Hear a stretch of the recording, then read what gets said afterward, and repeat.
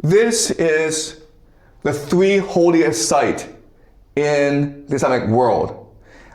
This is Saudi Arabia, Mecca, Medina, and this is the Dome of the Rock, the Al-Aqsa Mosque, which is where Muhammad was supposed to ascend to heaven. And the Jews and the Christian Zionists believe that this must be destroyed so that they can build the third temple, or Solomon's temple. Okay?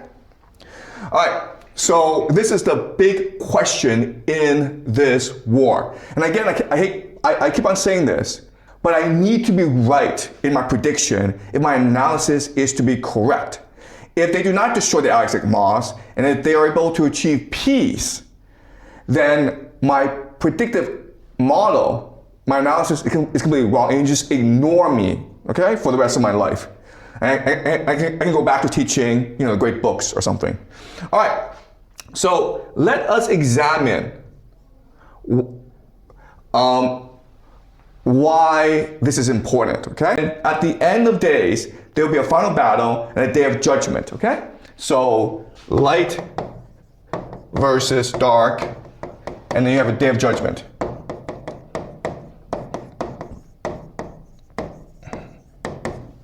Okay, where the God, our master, will come down and he will create a paradise for everyone. Okay, so what matters is to live a noble life and await the day of judgment where eventually heaven on earth will manifest. Okay? And this is important because if you think about how the Iranians are fighting this war, the Iranians refuse to take the initiative and destroy too much, okay? They refuse to be the villains in this war because for them, in their eschatology, it's important to die for the light, to fight for the truth, okay? Now, the Zoroastrianism has a major impact on Jewish eschatology, okay? And Jewish eschatology, again,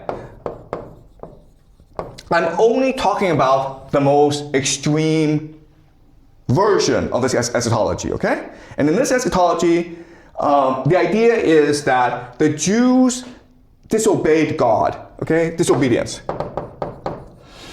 And in order to repair the world, to save themselves, to create heaven on earth, they need to engage in redemption, okay? Redemption. And redemption is really about spiritual alchemy, improving yourself as a person, being good to yourself, being good to others, loving your neighbor as though you would love yourself. Okay, that's a mainstream idea. But in the most extreme version, redemption just means acting out God's plan to compel the return of the Messiah. Okay, and this plan is basically create Israel.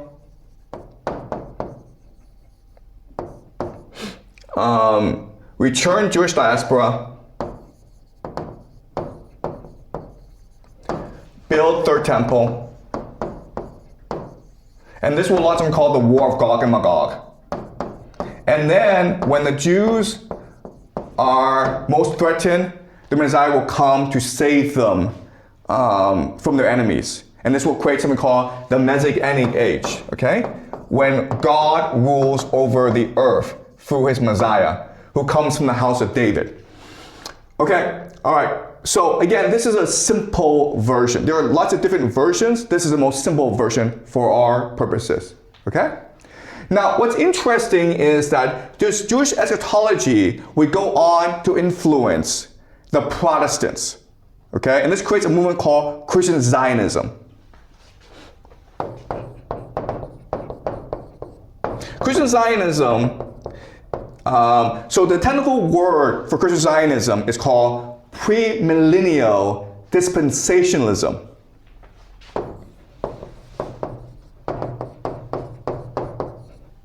Okay, and this sounds very complicated, but it's not. All it means is that God has a plan for how to create heaven on earth, and we have a duty to fulfill his plan by following his instructions. Okay? All right. So what Christian Zionism is doing is that it takes this Jewish eschatology and makes certain changes to it. Okay?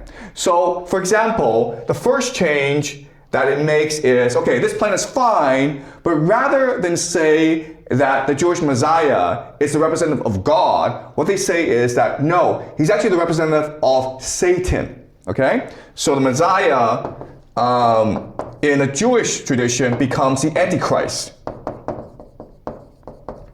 in the Christian Zionist tradition. And why is this important?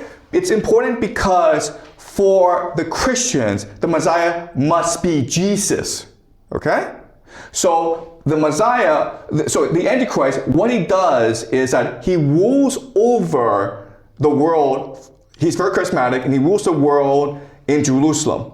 And he starts the war of Gog and Magog in order to conquer the world and destroy the Jews. At this point, Jesus will return to save God's chosen people, the Jews.